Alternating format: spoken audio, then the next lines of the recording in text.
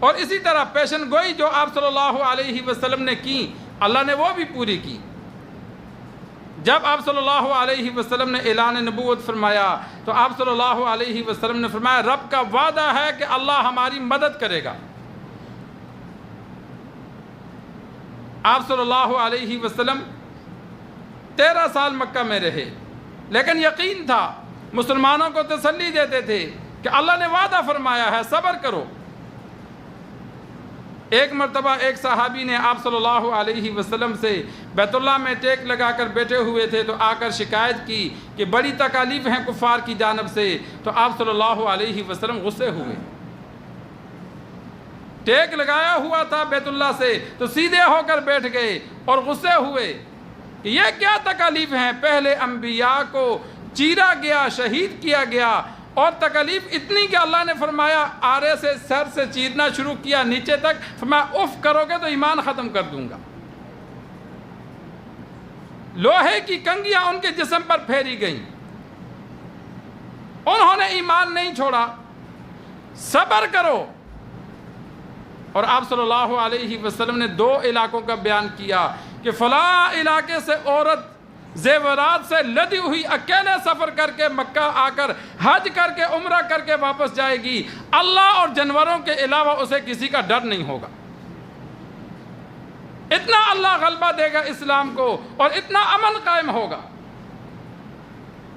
یہ پیشن گوئی اللہ نے پوری کی۔ عمر فاروق رضی اللہ تعالی عنہ کا دور 22 لاکھ مربع میل کا دور تھا۔ بیت المقدس کہاں، مدینہ کہاں، اکیلی عورت پورے علاقوں میں گھومتی تھی، کسی کا خوف نہیں ہوتا تھا، چوری ڈکیتی فساد سب ختم۔ عمر بن عبدالعزیز رحمہ اللہ کا دور 2.5 سالہ دور ہے، لیکن انصاف اتنا کیا کہ پوری اسلامی سلطنت میں زکوٰۃ لینے والا نہیں ملتا تھا۔ تو آپ صلی اللہ علیہ وسلم نے صحابہ سے فرمایا رب کا وعدہ ہے۔ تو جب آپ صلی اللہ علیہ وسلم ہجرت کر کے مدینہ آئے تو اللہ نے اپنا وعدہ پورا کر کے دکھلایا۔ بدر میں 313 تھے، اسلحہ بھی نہیں تھا، تیر و تلوار بھی نہیں تھے، 313 کے پاس صرف 8 تلواریں تھیں لڑنے کے لیے۔ کفار 1000 کا لشکر بمائے سامان کے، تیر و تلوار کے آیا جنگ کرنے کے لیے۔ اللہ نے مسلمانوں کو غلبہ عطا فرمایا۔ 70 کفار مردار ہوئے، 70 قیدی بنے، بڑے بڑے سردار مردار ہوئے۔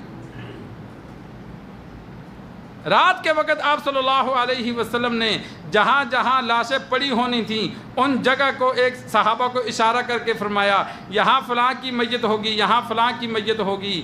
صحابہ بھی حیران تھے، ادھر سے ہزاروں کا لشکر ہے، ادھر سے ہم ہے بھی کچھ نہیں، لیکن اللہ نے کیسی مدد فرمائی۔ اگلے دن صحابہ فرماتے ہیں جہاں جہاں آپ صلی اللہ علیہ وسلم نے اشارہ کیا تھا ان لوگوں کی میتیں اسی جگہ پڑی تھی۔ اللہ نے مسلمانوں کو غلبہ دیا۔ سعد بن معاذ رضی اللہ تعالی عنہ مکہ گئے، بخاری شریف میں کتاب المغازی کی دوسری حدیث ہے۔ جب مکہ گئے تو وہاں امیہ بن خلف ان کا دوست تھا، اس کے پاس رہے۔ اب مکہ والے مدینہ والوں سے دشمنی کر بیٹھے کہ تم نے آپ صلی اللہ علیہ وسلم اور صحابہ کو کیوں پناہ دی۔ اس وجہ سے مدینہ والے مکہ جب جاتے تو کچھ احتیاط کرتے۔ تو سعد بن معاذ رضی اللہ تعالی عنہ نے امیہ بن خلف سے کہا کہ کوئی ایسا وقت دیکھنا کہ میرا کسی کافر سے بڑے سردار سے ٹکراؤ نہ ہو، تو میں نہ ہو جائے، تو چلو میں بیت اللہ کا طواف کر لوں، عمرہ ادا کر لوں۔ دوپہر کے وقت امیہ بن خلف لے کر چلا کہ چلو سب لوگ سوئے ہیں، عرب میں شدید گرمی ہوتی ہے،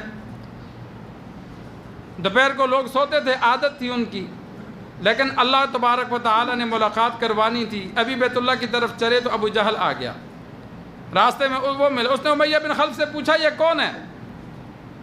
اس نے کہا میرا دوست سعد بن معاذ ہے، مدینہ کا سردار ہے۔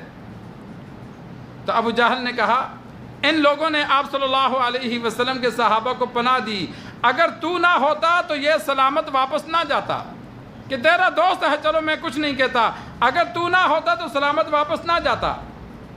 تو آگے سے سعد بن معاذ رضی اللہ تعالی عنہ نے فرمایا اگر تو مجھ پہ سختی کرے گا تو میں مدینہ کے راستے تمہارے لیے بند کر دوں گا۔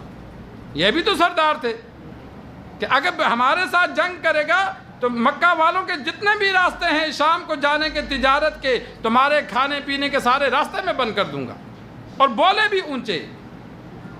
تو آگے سے امیہ بن خلف نے سعد بن معاذ رضی اللہ تعالی عنہ سے کہا آہستہ بول، یہ مکہ کا سردار ہے، کہیں لڑائی نہ ہو جائے، تو اکیلا ہے، ڈرایا، آہستہ بول۔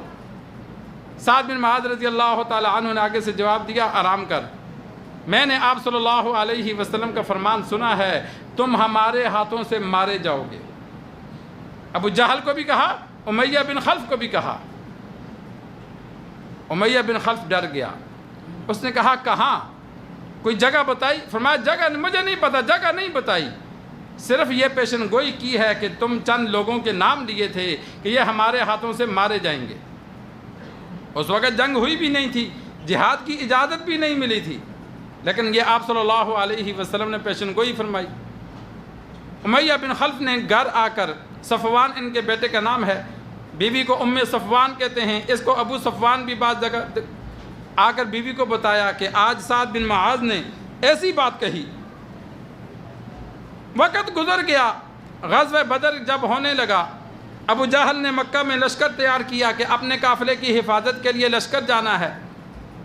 دیکھا تو امیہ بن خلف نہیں ہے، یہ سردار تھا۔ ابو جہل اس کے گھر آیا، چل جانا ہے؟ اس نے کہا میں تو نہیں جاتا، عذر کیا؟ اس نے کہا نہیں جانا ہے، ہر طرح سے۔ اس نے کہا تو نہیں جائے گا، تو سردار ہے تو بڑا لشکر پیچھے رہ جائے گا، ہم سردار جائیں گے تو لوگ لڑنے جائیں گے۔ مجبوراً اس کو تیار کیا۔ تو گھر جا کے امیہ بن خلف نے جب بیوی کو کہا کہ میرا سامان تیار کر، خادم کو حکم دیا کہ اونٹنی تیار کر، میں نے ساتھ جانا ہے، تو بیوی نے کہا خاوند کو اپنے دوست کی یہ بات یاد نہیں ہے؟ تو لڑنے جا رہا ہے، تو وہ بات بھول گیا؟ تیرے دوست نے کیا کہا تھا؟ مارے جاؤ گے۔ اس نے کہا نہیں، میں پیچھے پیچھے رہوں گا، جب موقع ملا تو بھاگ آؤں گا۔ یہ اپنی اونٹنی لے کر لشکر کے ساتھ ساتھ رہا، اور جب جہاں لشکر پڑاؤ کرتا تو یہ اونٹنی کو چرنے کے لیے بھی نہیں چھوڑتا تھا کہ مجھے کوئی دیکھے نہ تو میں چھپ کے نکل جاؤں۔ لیکن جب اللہ نے موت مقدر لکھی ہوتی ہے تو بندہ کوئی ہیلا نہیں کر سکتا۔ یہ گھومتے گھماتے بدر تک آ گیا۔ جب بدر میں آیا، اللہ نے مسلمانوں کو فتح دی، تو عبد الرحمن بن عوف رضی اللہ تعالی عنہ کا بھی یہ دوست تھا۔ عبد الرحمن بن عوف نے اس کو قیدی بنایا، پکڑ لیا، اپنے پاس رکھا کہ ادھر ادھر نہ ہلنا، کسی نے دیکھا تو مار دیں گے۔ اچانک نظر بلال رضی اللہ تعالی عنہ کی پڑ گئی۔ کہاں وہ بلال تھے کہ یہ امیہ بچوں کو گلے میں رسی ڈال کے دیتا کہ اس کو گھسیٹو گلیوں میں؟ اب کہاں وہ بلال ہیں کہ میدان جنگ میں سپہ سالار بن کے کھڑے ہیں؟